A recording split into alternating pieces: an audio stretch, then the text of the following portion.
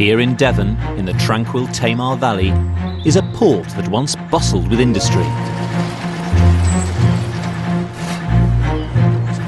Overground, farmers supplied Britain's growing towns and cities with fresh produce. Daffodils, set for London. While underground, miners extracted copper and precious minerals. Firing! Now at Morwellham Quay, archaeologists Alex Langlands and Peter Ginn and historian Ruth Goodman are living the lives of Edwardian farmers for a full calendar year.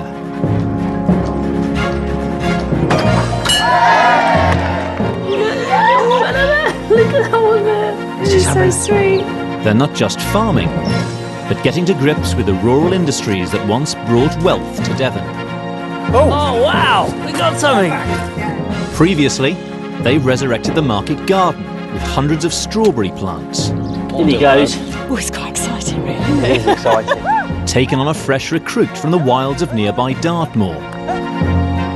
Oh, isn't he cute? And welcomed a new addition to their herd of cows. This is the most pleasing part of having a herd, and I'm enormously proud that we've come so far.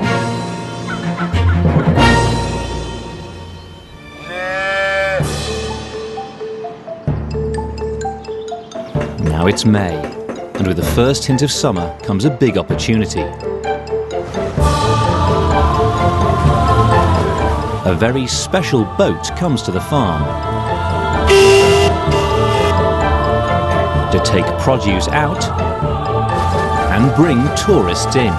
Come aboard, Morwellham Quay, cream teas. Cheers! The team get to grips with new challenges. I'm at one with cow now. This is the traditional clotted cream. To capitalise on this summertime bonanza for the Edwardian farm.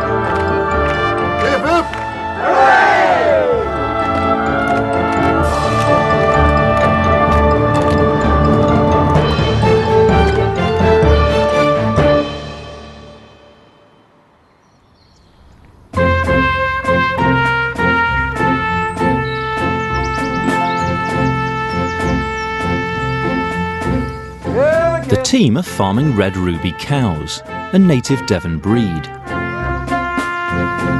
Now that a calf has arrived, they want to start milking. But it's not going to be easy, because this herd has never been milked before. Alex has asked for help from local dairy farmer Mary Quick. What do we think about that, May? Yeah, there you are. There you are, look. Oh, there you are. Oh, that's okay. That's okay. It comes off. The first step is getting the cow to trust them. If we're going to successfully milk this cow, we've got to be able to get close to her and we've got to control her. Oh, there you are. How about that? So what Mary's going to do is she's just trying to get the cow just used to that rope hanging around her. So she knows that she's not trapped. She knows that the rope means feeding time and that it's all good. No, thumbs off. You know, she's not used to it, but No. I think she's telling us where to get off, don't you? Yep. In the 1900s, red rubies were both beef and dairy cows, famous for their creamy milk. But since then, they've been exclusively bred for beef, so aren't used to close contact with people. You know, lots of people with beef animals, they'll be shouting, there'll be, you know, there'll be a lot of running around, sort of cowboy stuff, if you like, and then you actually can't get to, you know, 4 or 5 metres of them. Yeah. But, you know, you rear a dairy cow knowing from the beginning that you're going to be getting really close to its hooves. Mm. You know, your face is up there with their back feet, you know. So milking by hands is a dangerous affair. Could end in tears. Could end in tears. Yeah. Well, look, if Peter and I can get a bit closer to her, can tempt her into the milking parlour, can we tempt you down again to show us how the actual milking process goes? Yeah, happy to do that. That would be great. Happy to do The cow's rich pasture is fed by the River Tamar. which winds for over 50 miles through rolling countryside. In the 1900s, it was the lifeblood of the valley, and every summer it brought opportunities for surrounding farms. Oh, this is it. I've been sort of waiting for this, half dreading it, half hoping for it. The paddle steamer Monarch will arrive on Wednesday, 24th of May. Please have cream teas ready.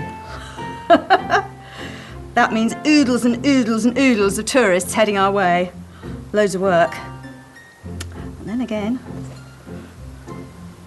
might be quite a bit of profit too.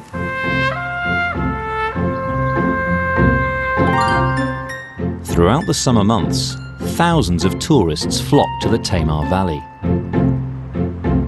Most came by paddle steamer. These coal-fired boats could take up to 500 passengers, day trippers from nearby places like Plymouth. They danced, played sports and partied on Morwellam's quayside. Along coasts and rivers all over Edwardian Britain, paddle steamers are crucial to the tourist trade. But where once there were hundreds, now only 3 still work. One of them will arrive at Morwellam in a few days' time.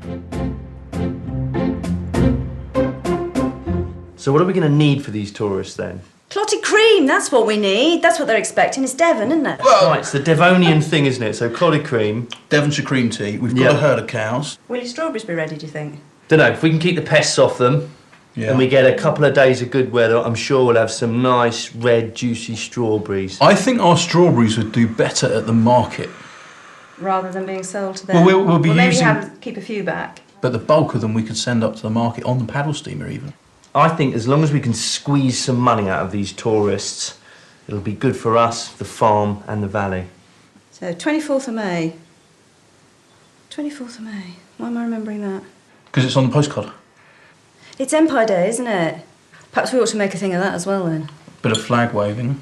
Yeah. Empire Day was a huge occasion, marked in British colonies around the world. It would have been even more of a reason for the tourists to celebrate on their day out. If they're to make clotted cream for the festivities, the team must press on with their plans to milk the cow. It's best to do this in a confined space. They've chosen some disused stables. But there's a problem. I knew there was a reason why we shouldn't have kept poultry in here. I mean, being a stable, it's ideal for milking because it's got the stalls, they're there, you can get her in, up against that side. But of course, as you say, it's absolutely filthy because of all this poultry. The Board of Agriculture and Fisheries leaflets, official advice from the Edwardian period, have a lot to say about conditions in the milking parlour. It says here, cleanliness in the handling of milk and its products is of the utmost importance. Chief sources of contamination of milk are dirt and dust on the cow, the milker, the air, the water supply, the hay, and the dairy utensils. So pretty much everywhere. Cleaning, I wouldn't be able to get away with these fingernails. Since time immemorial, they knew that filth in and around dairying meant that the milk wouldn't last. And of course, in the Edwardian period, when milk's travelling distances of up to 130, 150 miles to get to the city centre, you want that milk to last even longer, so by the time that it gets to the table where it's finally being consumed, it hasn't gone off. So there's even more reasons then in the Edwardian period to keep the dairy absolutely spotless. Right, well, let's get to it. Sure, my father would be saying to me right now, start at the top, Alex, work down, start at the top, yes, Dad. Ruth's called on Devon's chef, Richard Hunt, to help her get ready for the tourists. In his job at the Grand Hotel Torquay, Richard serves 1,000 cream teas a week. But traditional Devon cream teas weren't served with scones. They came with savoury types of roll that tasted more like bread. One of them was called the cut round. Go on, tell me all about cut rounds. Right, very straightforward, simple ingredients we go through. Nice butter, a bit of farmhouse butter, nice bit of plain flour, Yeah. some lovely milk, nice and fresh, some buttermilk, a little bit of milk powder, That's unusual. Well, I'm it's surprised by that. It gives it a lighter, fluffier texture. Then obviously the baking powder. And that's it. It's really easy. I mean, these are very similar to scone ingredients, aren't They are. But basically the whole idea is it's slightly savoury. Cut rounds were designed to get a bread-like taste quickly. Unlike bread dough, the cut round mix doesn't have to be left to rise, thanks to the special combination of ingredients. I'm going to add buttermilk in Buttermilk, yeah. Yeah, which That's got a nice flavour, buttermilk. And what it does, it helps just give it an extra bit of rise as well. The acid works. Helps and activates with the baking powder. And you can see how quick it is. It doesn't take very long at all. Just to very long, does it? bring it in, yeah. turn it up onto I the noticed. table. No, you haven't sorted out any roller pins, no cutters. Yeah, exactly. So what we're going to do now is just roll it into a shape. Big fat sausage. Absolutely. No messing about here. Nice and simple, nice and easy. And we just cut a nice chunk, and press it down. That is quick. And again, they taste fantastic. They're lovely and rustic. You can cut them any size you want, which is really great. You can make that in half an hour, no problem at all. Right, I'll go and get a tray. Okay, cool.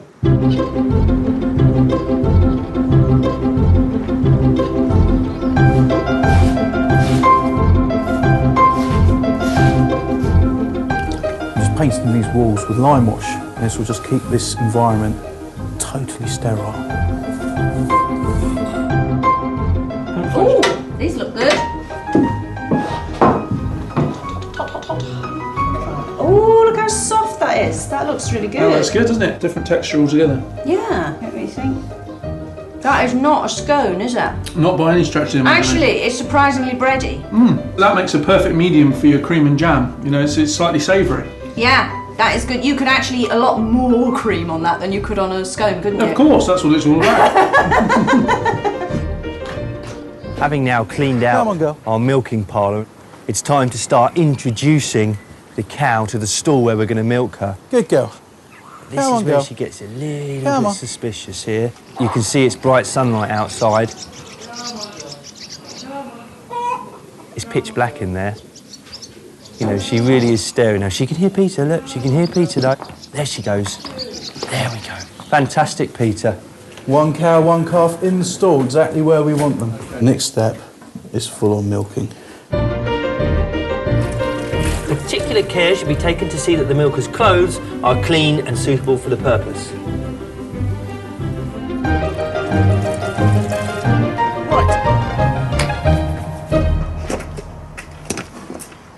Right, hands clean? Yep. Shirts clean? Yeah, and the stalls are clean as well. Yeah. So just the headgear on. Right. We'll get up and milk this cow. Ideal. Let's go.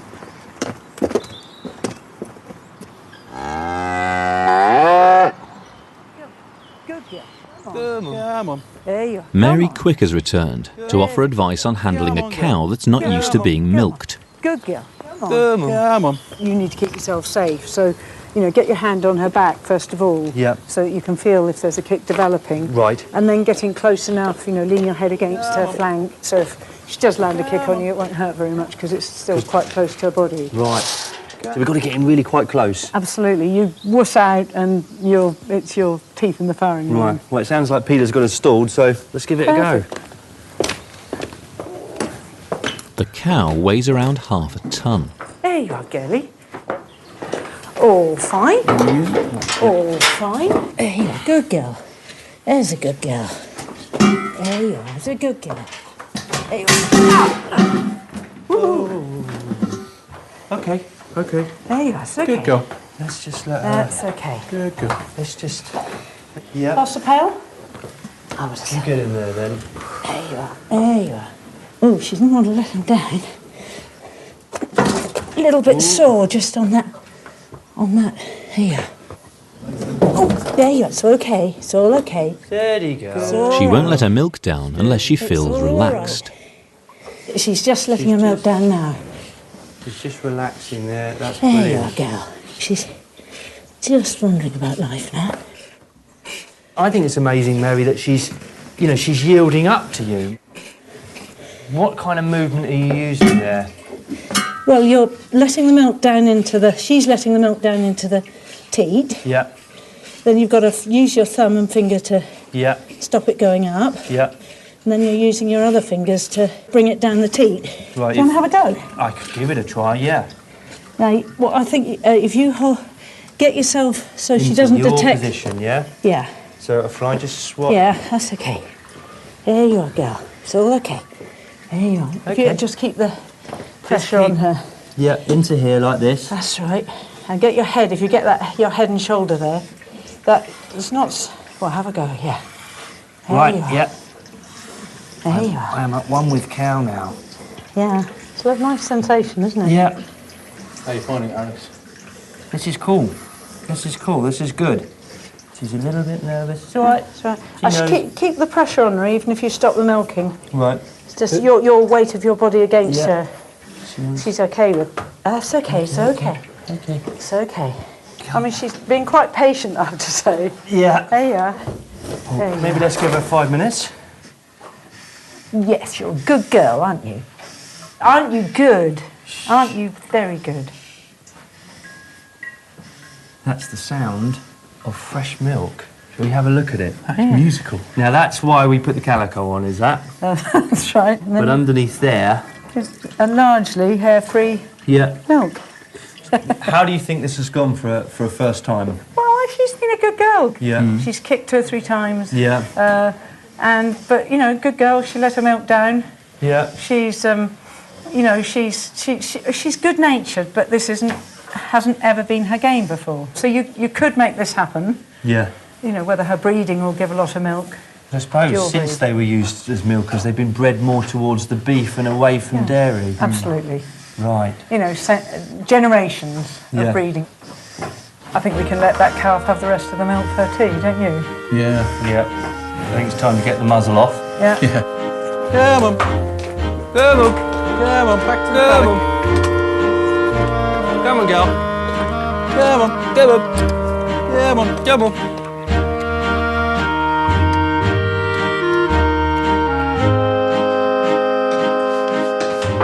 Right, Ruth? Hello! You're back. Yes, How did we are. milking go? Well, really well, actually. It did. It's not the quantity, it is the quality. Quantity, you mean there isn't very much? Is this it? No, there's slightly more, but not much more. That's rich, isn't it? So do you think we're going to get enough, or am I going to have to buy in some other milk for the clotted cream? I think if you're wanting to entertain large numbers of people, we're going to have to get in some extra milk. What about the strawberries? How are we doing on those? Well, I should head off, actually, and go and check to see if we've managed to keep those slugs off of the plants. Right. OK. Paddle steamers were often used to take produce to market, particularly strawberries, which are a lucrative crop in the summer months. Alex is planning to put his strawberries on the steamer when it arrives. But first, he's got to do battle in the market garden. It's May time and all of Morwellham Quay is in bloom, but of course May is the month in which if you take your eye off the ball, everything could go wrong. All of that hard work you've put in throughout the autumn and winter months could go to waste because the weeds can take over as well as the insects. And if you don't sort things in May, by June it's too late.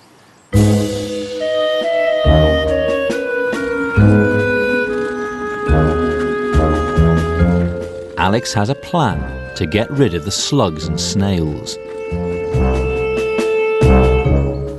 Oh. Yeah, now.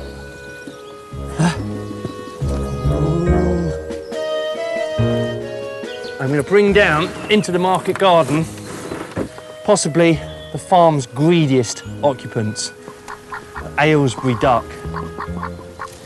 Here we go. There we are. Like for you, see. Oh.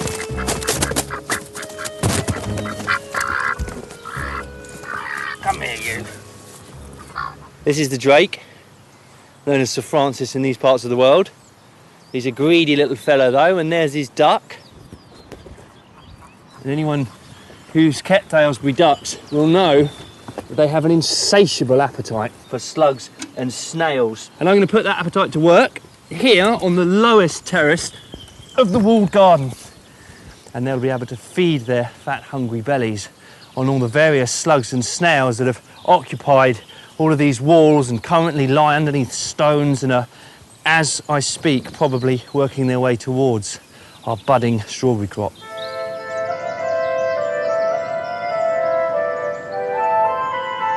The Board of Agriculture leaflets are packed with advice on strawberries.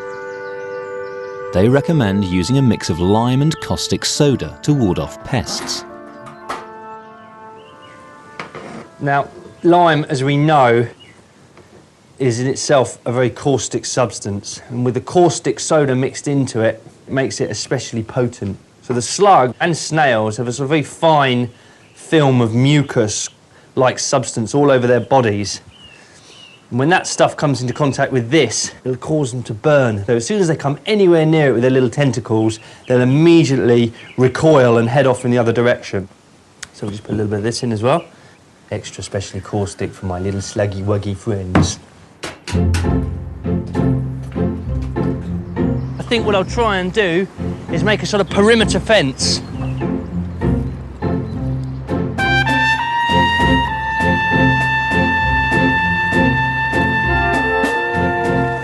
There we are. And no slugs on my patch.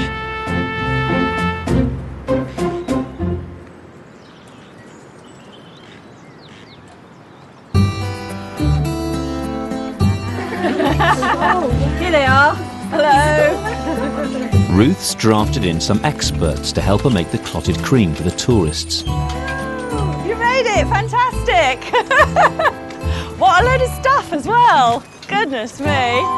Across Edwardian Britain, travelling dairy schools operated in several counties. Lynn Thompson from the Open University has studied them. Most decorously done. Hello. Hi. I'm Ruth. Hi, lovely to meet you. This is our schoolroom, yes. So do you want to come and have a look and see if it'll do the job? Yeah. Dairying was traditionally women's work, so most of the pupils were female. No, it will be okay. So what exactly was a travelling dairy school? It was part of something called agricultural extension. And it was the means whereby women, children in villages, with some knowledge of dairying, were able to avail themselves of the most up-to-date techniques, which would include butter making, cheese making, and clotted cream as well. Dairy schools were a largely government-funded attempt to tackle a serious problem. Many Edwardian dairy farmers were using outdated techniques, leading to patchy, inconsistent produce. They couldn't compete with cheaper, factory-made imports. Dairy schools were set up to raise British standards. We're learning new actual dairying techniques, or is it more about refining the things that an ordinary person might already know? It's really applying a little bit more science, basically. Right. So there's a bit of both. There's applying new techniques, but it's also to do with packaging and making things more attractive, what the market will bear, what the market will buy. The first county council-run dairy schools were set up in the 1890s. By the end of the Edwardian period, they'd reached thousands of women in rural communities. Of course, the very best advertisement is word of mouth, and villages would talk to other villages adjacently about what had happened, and they'd had a dairy school where the word travelled, and they became, in many respects, quite popular.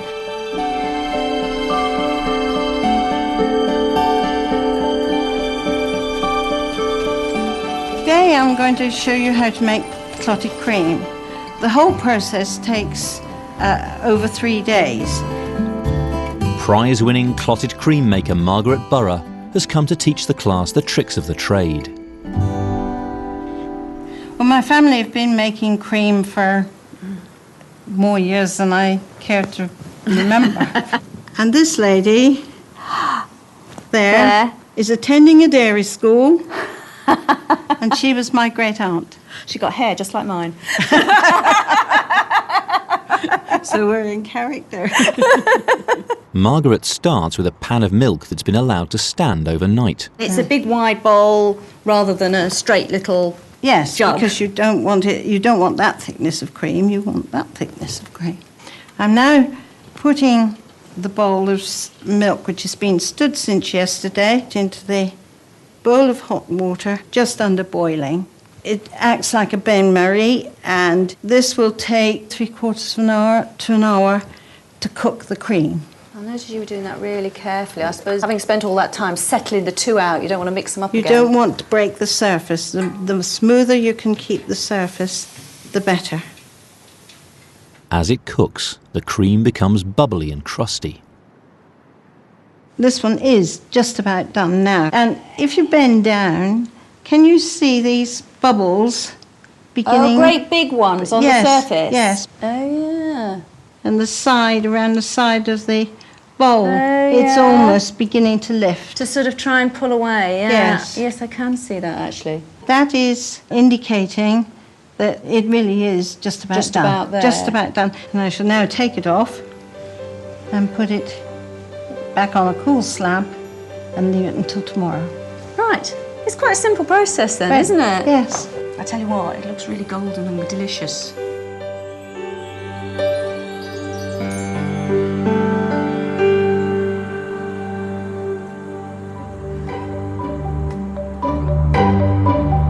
The paddle steamer will arrive in 4 days, but while the team prepare, work on the farm must go on.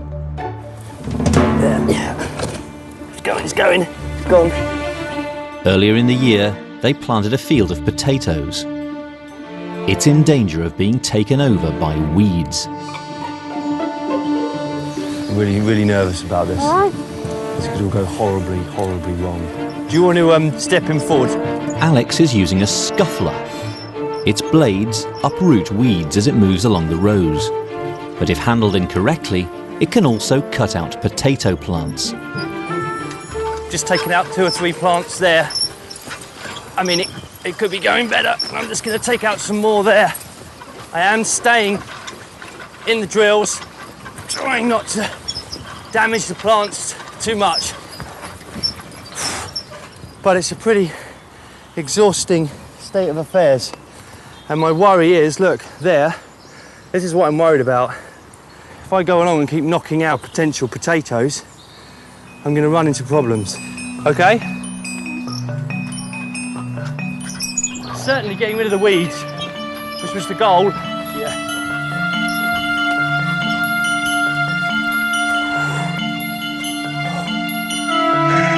The sheep also need help fighting pests.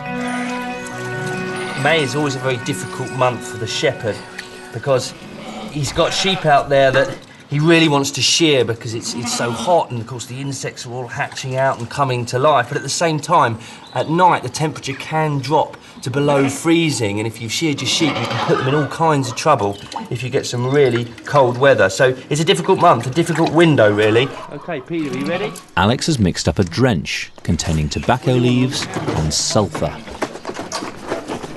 Our first customer. Apply this to the sheep's flank and to her back. And the nicotine in the tobacco is actually very poisonous to all of the mites and parasites that are living in there. And the sulphur as well then acts as a repellent. In 1905, the government issued the sheep scab order. And it has lots of details about drenching sheep and the kind of mixtures you should use to prevent the most injurious of all the parasites, which creates a scab on the skin of the sheep. And of course that scab is not only bad for the sheep, but it's also bad for the fleece because they scratch away at it and they actually cause baldness. So when you come to shearing, all you're left with is little straggly bits instead of a nice whole, complete fleece.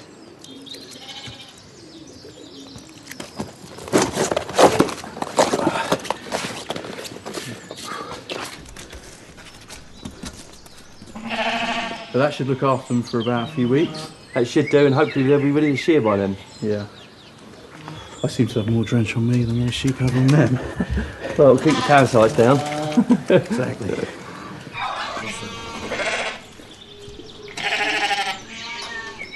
In the dairy school, Ruth's learning the final part of clotted cream making, so she'll be ready when the tourists arrive.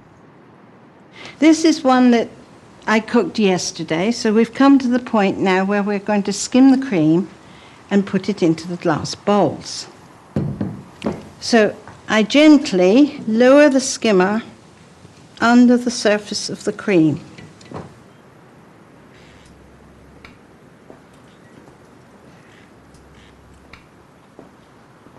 and you hold it for a second if there's any surplus milk to drain off, and then place it into the bowl.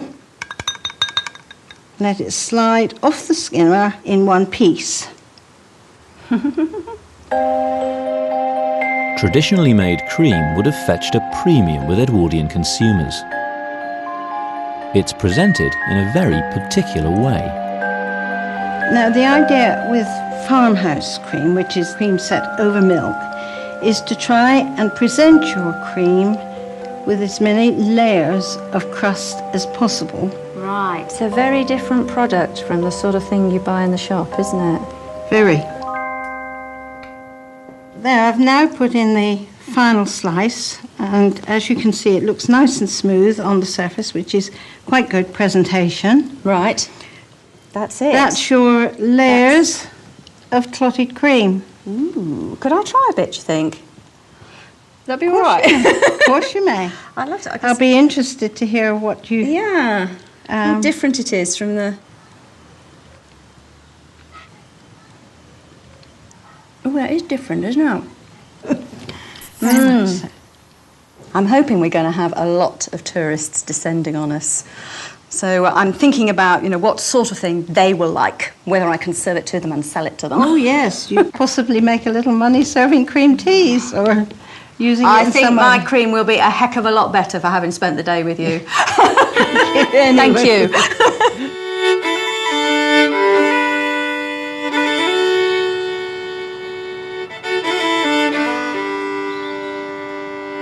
With the pests under control, there's one more urgent task for Alex to attend to. One of our most important jobs on the farm at present is the working of the pony. Laddie is the farm's newest recruit.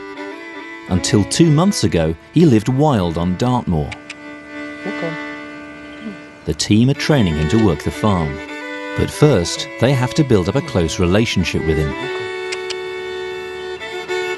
He must learn to respond to their verbal commands.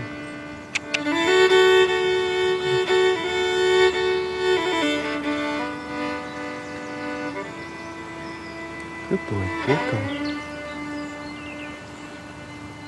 Good boy. Walk on. That's it, boy. Walk on. Good lad. Walk on. Walk on. Walk on. Walk on. Walk on. Walk on. Walk on. Come on, walk on. That was almost a half turn of this ring, so we're getting there. Alex needs to be careful not to push the training too far. One of my many faults is that I'm terribly impatient. Because, of course, the danger in hurrying things, if I tried to get him to do something that he just wasn't too happy about, I could really upset the apple cart.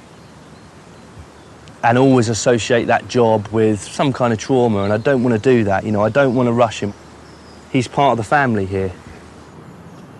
To earn his keep on the farm, Laddie must get used to carrying weight. It's possible, just possible, that very soon we'll be able to drape some panniers over his back.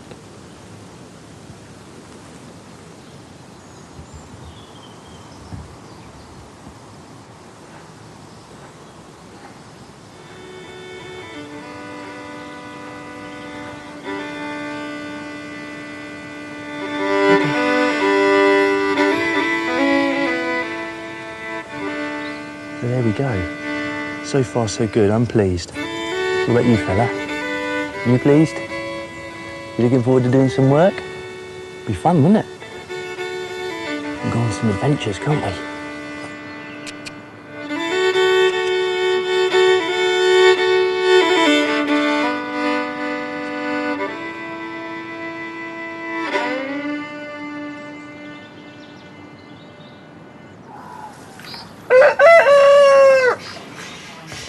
There are just 2 days to go before the paddle steamer arrives. Ruth's making decorations fit for Empire Day.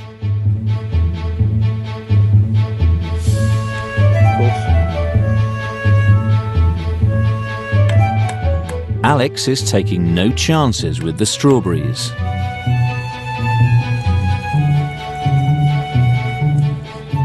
And Peter's getting started on another product for the tourists. Images of beauty spots were a popular souvenir, so he's decided to do a series of drawings. First, he's got to make his materials. He's chosen pastels. Okay, so pastels are just chalk to pad them out. Which is this. Okay, and then pigment, which is the clever bit. Cobalt blue. In the 19th century, advances in chemistry created a rich new palette of pigments for paint. I mean, look at that. Is that blue or is that blue? It's hard to look at, isn't it? It's just so intense. Many of them were made with lead, so were poisonous when breathed in. Nevertheless, they were embraced by artists such as Van Gogh. You know, there we go, Van Gogh's sunflower screaming at you. Yeah. It is such a colour, isn't it? It's fabulous. It's odd, isn't it? We tend to think of art history only in terms of sort of... stylistically. Exactly, yeah. Instead of remembering that there's also all this technical stuff, that if you don't get the chemistry, you can't have that. The pigment and chalk are bound together with gum water, which acts like glue. I can just see these colours turning up in Picture of Our Valley. Don't need your pastels perfect, do you? Okay. There we go. They're dried out and transfer onto the paper. I think they're going to be ideal. For his drawings of the valley, Peter's taking inspiration from a remarkable first-hand source. This is a visitor's book from a local farm that took in B&Bs. I mean, the visitors, they haven't just written, "Thank you very much for our stay." They've annotated it with drawings, stories, poems. That's just amazing, isn't it? Yeah, I mean, what's the date on that one? Is there a date? 30th of September, 04. 04. I mean, the sort of quality of artwork in there is consistently brilliant, and it's all different people. So it sort of emphasises the kind of artistic skill of just the people of the time. Cameras are only just coming in, aren't they? Yeah, I suppose it's how you capture your memories, isn't it? I mean, we have people from not just all over the country, all over the world. Really? I mean, there's Kuala Lumpur in there. Kuala Lumpur. there's Egypt. Gosh. And it's really sweet, the little picture of the heather too. It's things like this. This is history. It is, isn't it? This is a primary source from our era of actual people that turned up and had a good time. Had a good time in Devon. Well, I was thinking I might give it a go myself. I think it's a really nice idea. I think you should. This is gorgeous.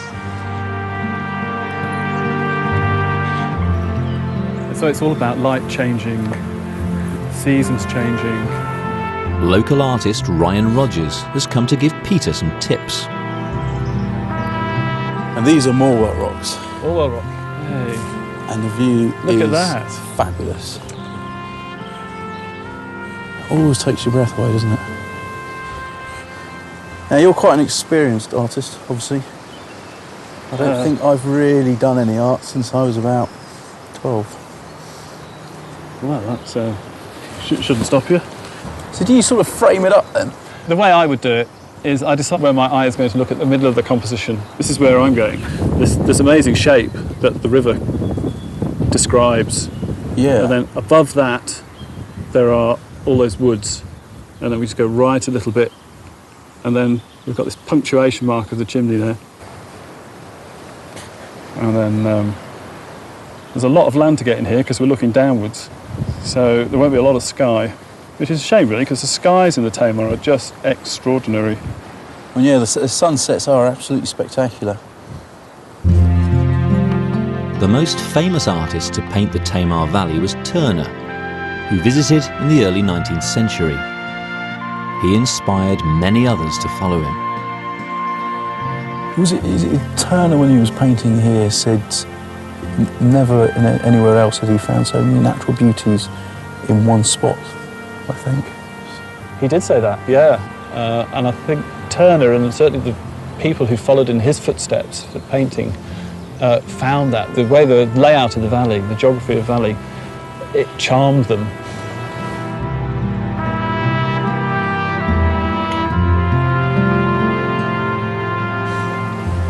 How are you getting with those pastels, Peter? They're quite good, yeah. So do you think the second, you're going to make another batch? Oh, definitely, yeah. Bigger palette? Bigger palette, indeed. I think I'll make some more colours.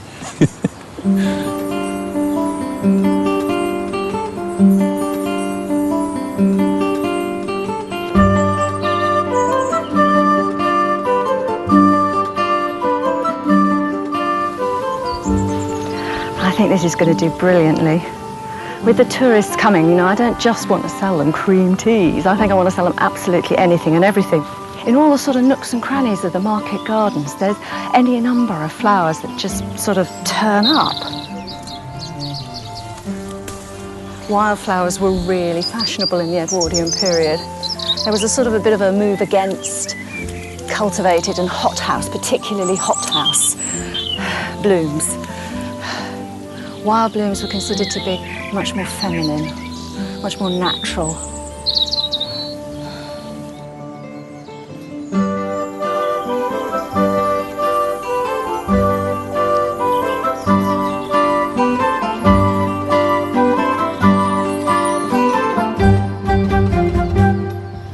One of the things to be remembered, of course, when you're doing this is that many Edwardians were really quite interested in the idea of a language of flowers.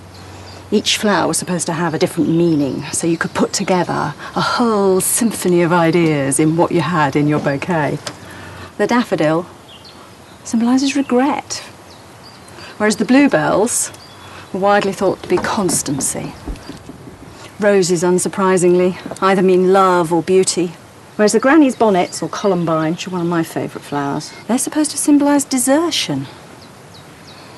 My love has deserted me. At a time, you know, when it was really quite hard to court openly, to declare one's feelings for somebody else, this was quite a nice, discreet way of doing it. Not everybody knew the code. You could misunderstand it deliberately if you wanted to. It sort of gave people options. The countdown to the paddle steamer's arrival has begun.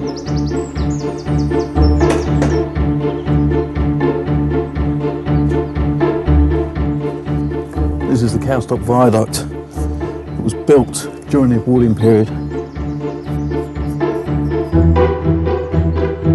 In the cottage, Ruth's rustling up one final treat for the tourists. The ice I ordered has arrived. So I'm using this to make ice cream.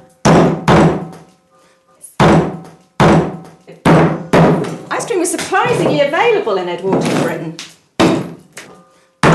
For the second half of the 19th century, ice was being imported into Britain from all over the world. Ships would sail to places like Norway or northern Canada and chip off huge great pieces of glacier or whatever, load them into the ships and bring them across the Atlantic.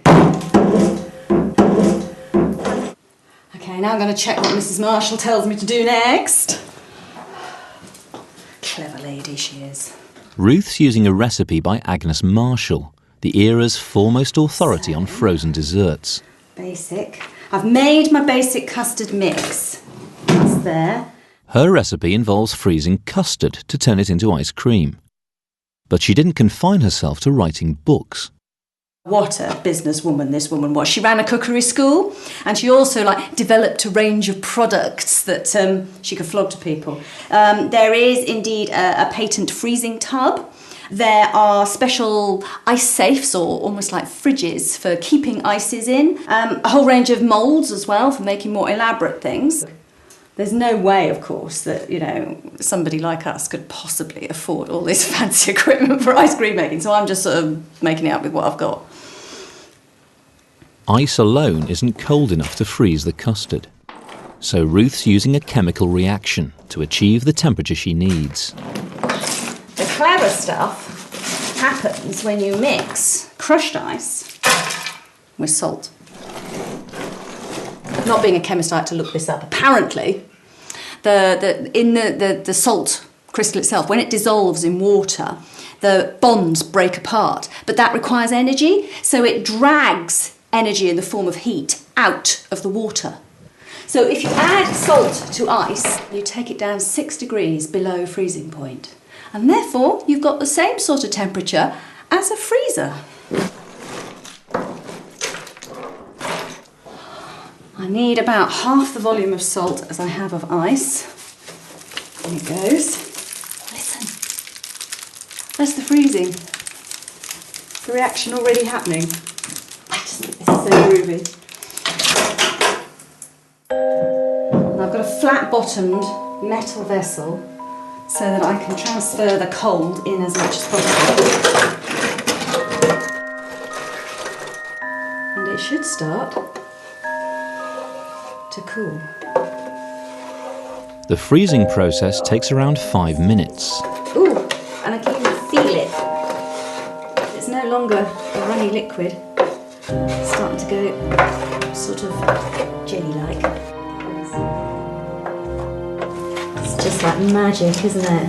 Ah, wonderful. Ice cream. I'm gonna have to try a bit, aren't I?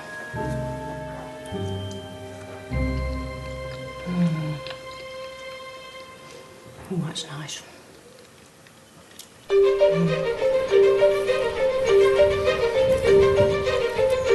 The strawberries are ready to pick. This is the day we have been waiting for. There's certainly enough for a good 20 pounds of strawberries here, so we're going to go for it. We've managed to keep the worst of the snails and the slugs off of the crop. We've also managed to keep the birds off of the crop.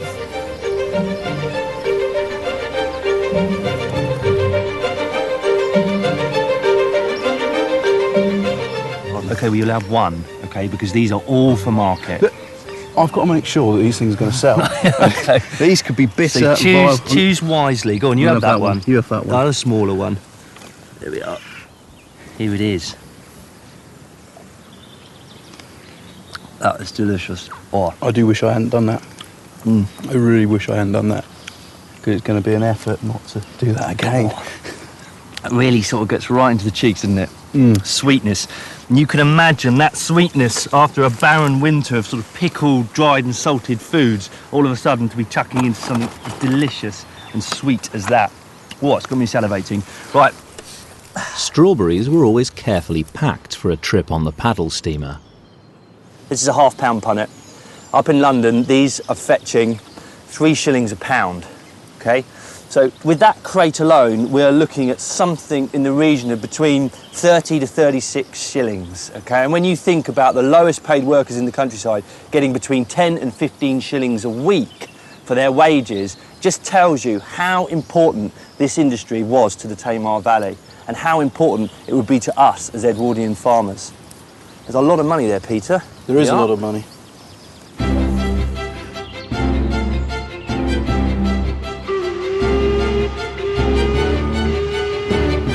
Oh, there's a good one here. God. Let's get these strawberries on that paddle steamer.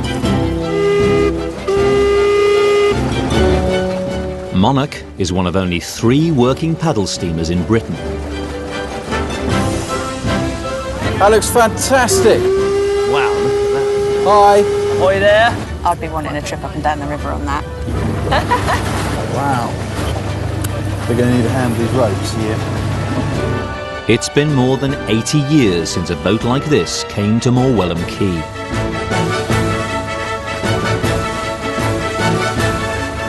Monarch's first job will be taking the strawberries to market.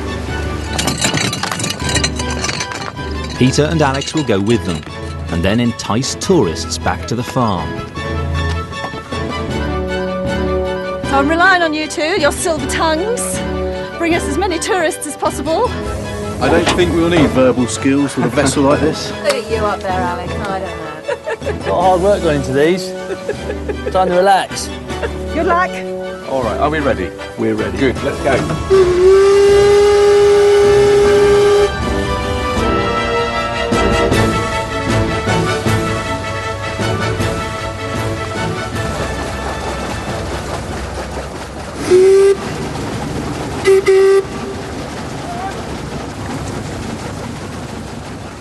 Monarch's engine is around 100 years old. Her skipper is Matt O'Crowley. It's an ideal vessel for this sort of thing because, like with the Tamar Valley, it's lined with profits for somebody. But this is a very fast-flowing river. It's very, very difficult to get up if the wind is a bit light. The paddle steamer is reliable. It's easy power, and it did the job. The pleasure steamers that went to the beaches, a lot of them were designed to literally drive at full steam right up onto the beach, load the passengers off the bow, and back straight back. So it's good stuff. You know, at the end of the day, if you look back and you look at the wake and the little ripples going to the bank, how can you not like it? I'm one of 3 paddle steamer skippers left in this country, and it's rather nice to be able to say that and know that we're keeping a tradition alive. Peter! Yeah? Tourists, give a wave!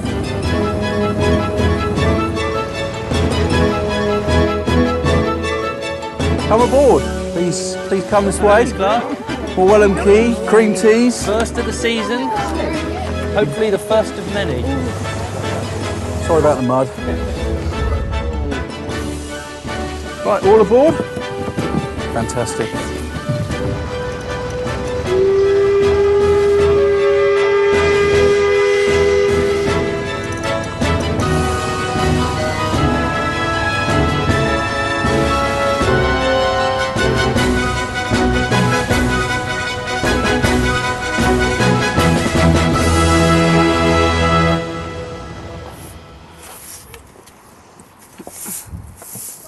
Ruth's setting up for the patriotic cream teas.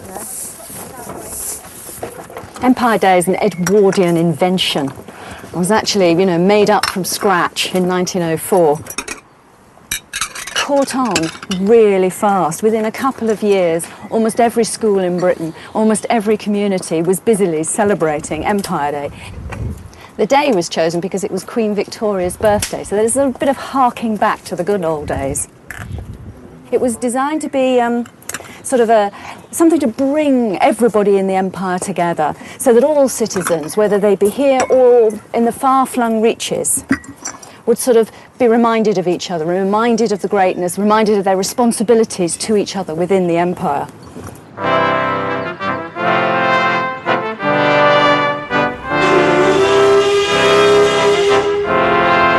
Paddle steamer trips could often be rowdy affairs.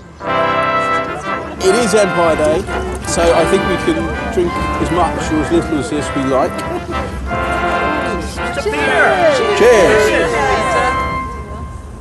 Devon folk musician Mick Bramich has come to provide some on-board entertainment. Right, we all know the chorus, don't we? Yes. Famous local song. So here we go. As I was going to Strawberry Fair, right riddle told the Lido, I spied a fair maid of beauty rare, told the Lee. I spied a fair maiden selling her ware, as she went on to Strawberry Fair. Right riddle told the Lido, right riddle told the Lee.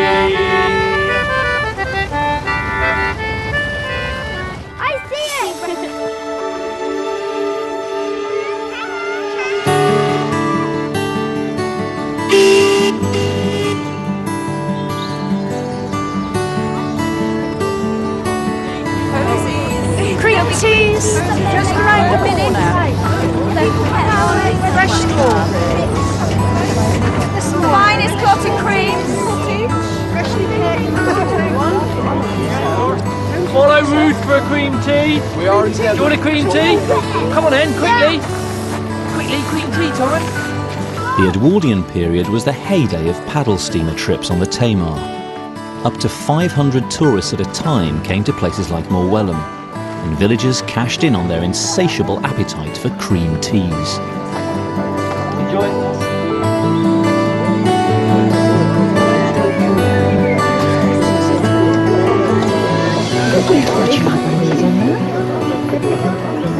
Richard Hunt has returned to give his verdict on Ruth's effort. I'm gonna have a big bite of this one. Oh, the cream's lovely. I think so. Oh, Up to standard.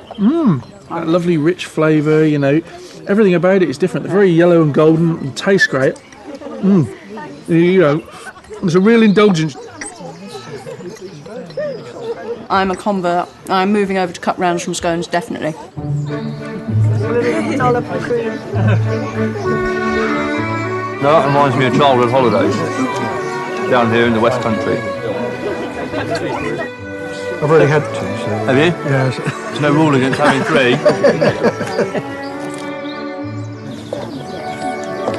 Would anyone like an ice cream?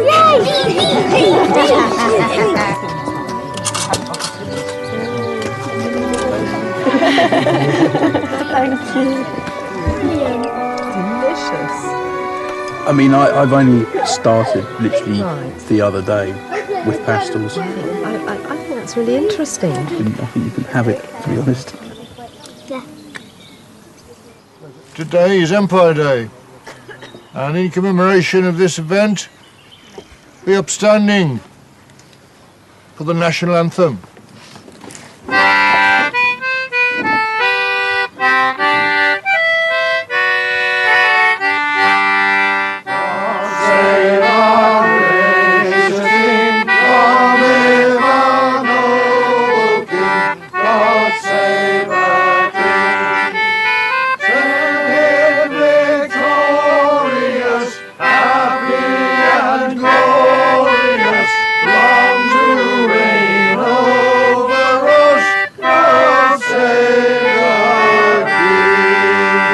Hip hip! Hooray! Hip hip! Hooray! Hip hip! Hooray!